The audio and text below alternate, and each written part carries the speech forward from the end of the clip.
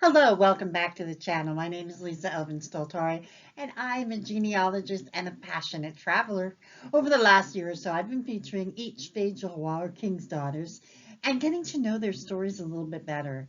There are over about 700 of them, so we have a long way to go. But today we're going to be featuring Jeanne Fourrier in episode 142, so we've come a long way, you know. But before we begin, I want to show you how you can support the channel. The first three keep you in the know. Subscribe, like, and notify. You can see it on the left-hand side of the screen. The next three are ways to help the channel grow. We have Ko-fi, Etsy, and Patreon. All are ways of showing your support. So have a look at that. I've provided the links for you to have a look. Let's get started. Episode 142, Jeanne Fourrier.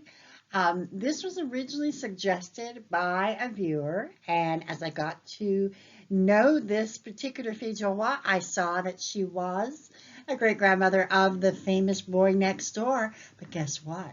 His wife is also related to Jeanne Fourrier as well. And then I also have a very dear friend who helped me actually grow into genealogy. This is also her great-grandmother. And I have another associate that I worked with on a library project. This is also her great-grandmother. So shout out to everyone. Let's get to know Jeanne a little bit better. Well, this particular Fée du Roi, we know only that she was born about 1651. We know she was born in France, we assume, and we don't know her parents. So with that, let's get started and see where she comes into the story of Les Fées du Roi. So we know that she sailed on Le Saint-Jean de Dieppe on September 25th, 1667, and we know that she arrived in Quebec City. Who did she select and who selected her? So the groom she selected, his name was Jean Bayou, and he was born in 1636. That's all we know. He was found in the 1666 census as an, unmarried gentleman. He was 20 years old in 1666. In 1667, he was also, by then he was working as a domestic for a man named Urbain Boudry. Now you can notice that he got younger. So he was about 18 at this one. So that's all we know. Let's find out how they connect. To add to the mystery, there is no marriage contract. We believe that they were married at Cap de la Madeleine, but this is all we can surmise. Let's get to know a little bit about this place called Cap de la Madeleine, which in English means Cape of Madeleine. And it was founded in 1651, and it was named by Jacques de la Ferté, who was the abbot of Sainte Madeleine de Châteaudun in France. The city is famous for its basilica, Basilica Notre-Dame du Cap, dedicated to Our Lady of the Cape. The basilica receives thousands of pilgrims and visitors each year. Pilgrims are drawn to the site because it is considered to be the place where two miracles were performed by the Blessed Virgin Mary. The first being the miracle of the bridge in 1879, and the other being the miracle of the eyes in 1888, where a man regained his sight. The first official pilgrimage occurred in 1883 and consisted roughly of about 150 people who traveled to the location. And during World War II, this was a fundamental place for the British Army to set up the Royal Canadian Air Force. And you can see where Cap de la Madeleine is in relationship to Three Rivers. You can also see this beautiful shoreline that would have existed when Jeanne and Jean first settled here. I mean, that's the way I look at it, you know. So let's get to know what happened to their lives. So sometime between 1667 and 1671, Jean would pass away suddenly. No other details are known. But here is Jeanne, alone in a new country. Who comes to her rescue? In typical New France fashion, one man dies and another arrives. Let's get to know the man who comes to marry Jeanne next. His name, François Banas, And he was born in 1639 in a very famous place called Rouen in Normandy, the parish of Saint-Maclou. His parents were Paul Vanasse and Barbe Moncel. So you can see a picture on the extreme left, which is the Saint-Maclou church, which is magnificent. And then we have a picture on the left of the current day Rouen. I just wanted to show you, some of you, really visualize where in France this is. So you can see it's in the Normandy section, and Rouen is part of the département of, remember, département are the regions. There's regions, and then there's départements, which are like counties. So he would be in the, come from the county of Seine-Maritime, and Rouen is a very large city contained within that county, if you will.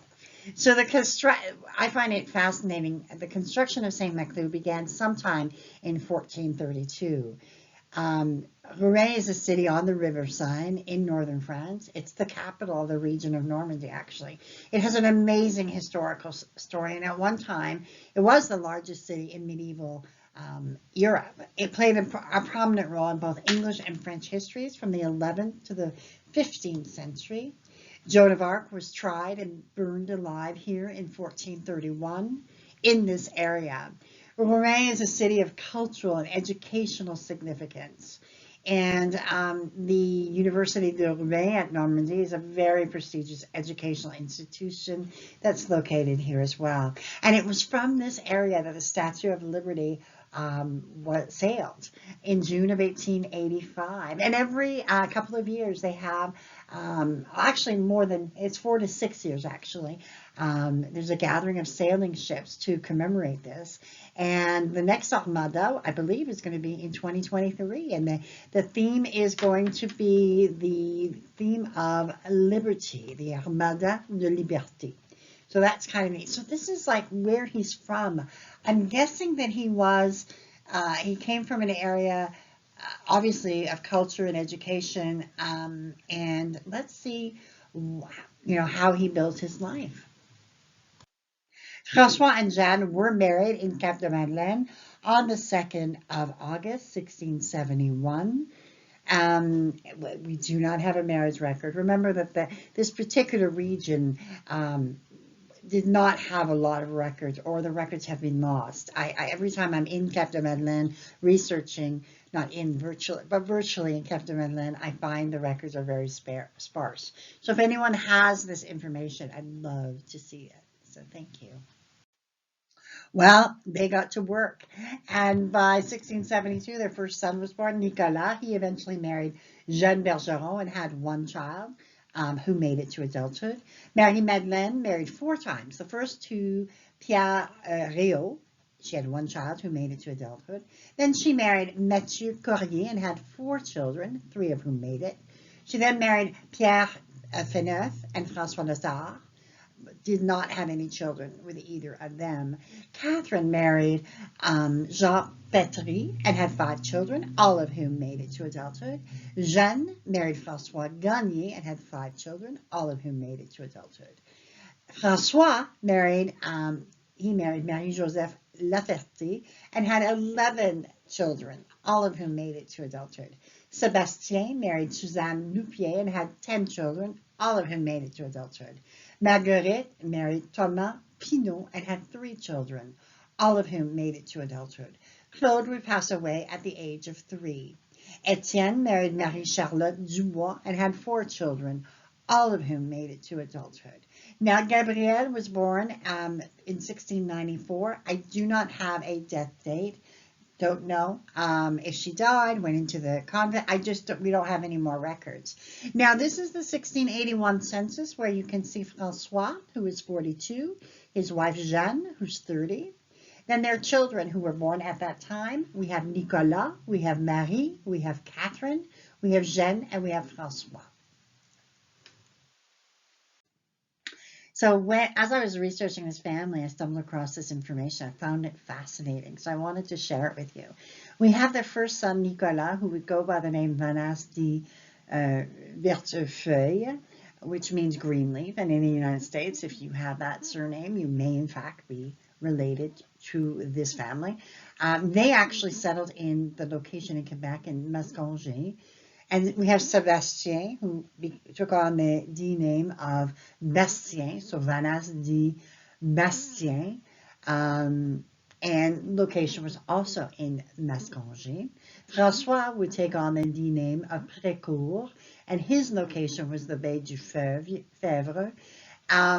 Etienne would be just Vanas. So if you have just the Vanas name, the location would be in Yamaska. And other spellings of Vanas would be, as you can see, with a double N, one N, and one S, Vanus, Vanos, Vanas.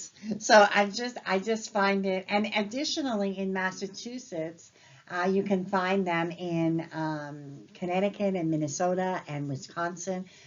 We've got some that are available, that are seen on Indian reservations in Minnesota. So the Vanas name really spread out. So I find that really interesting as you go through your tree, and if you stumble across this, you may find, in fact, that you are related. It's really interesting. So we don't have any death records for either Francois or Jeanne, which, is kind of like, as the story begins, so it is.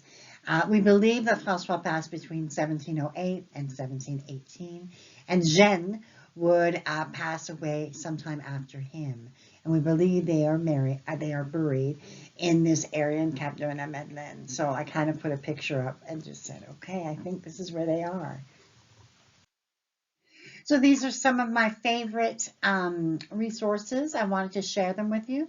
Number one, La Société des Filles du Roi. It's a lineage society that you might want to join. I'm the membership chair and also a member, obviously. Have been for quite a few years. Fabulous website. Even if you don't belong, check it out. And you'll see some of the resources that are very, very important as you're researching your family tree. We have the Quebec Genealogical E-Society, which is a fabulous society. It is one that you join, but it's well worth. They've got access and different videos and different webinars. I believe they've got access to My Heritage now. Just really phenomenal website and really growing. Généalogie de Québec, Nos Origines. I love this site. It's a user. It's free, and you just kind of get all kinds of information on there. We have Généalogie Québec. I couldn't do my work without it. It is a paying website, well worth it for me, and for many others. It's probably the premier of Quebec research in terms of documents and that sort of thing. We've got Migration, which is another free website, and that deals with Les Filles du Roi exclusively, and the Carignan soldiers. And then we've got Facebook, Filles du Roi Descendants. I'm not a big Facebooker, but I do go on there and love to kind of see what people are sharing, and it's just phenomenal. I put the links up in the address in the notes section for you to find if you need. And so ends our episode 142. Jeanne Fourrier would go on to have 102 descendants, Jeanne and François. I find, I imagine her between when she disembarked on the ship and then losing her husband, being really alone, not even having a child. She was just alone. And then to found a family like the Vanas, which, as I've said, is a fairly common surname, very prominent in where I'm from. Just, I think that her strength and her determination, her ability to have the children, and unfortunately we don't have the records, so we can't really dig into her life as much, but you know what? Her life is found in her descendancy, and you can see by the amount of descendants that she had, and even in my own files, this is one of those where it's not everybody's related to her, but certainly I have a lot. So I'm certain that we're going to have a lot of people claim Jeanne as one of their great-grandmothers. So we thank Jeanne for her contribution, for the fact she sailed that ship from wherever she was from in France and came to the new shore and built a life and sustained. And so her and François became among the pioneers of Cap de la Madeleine. So for that, we bless their memories, we thank them, and until I see you on episode 143, au revoir.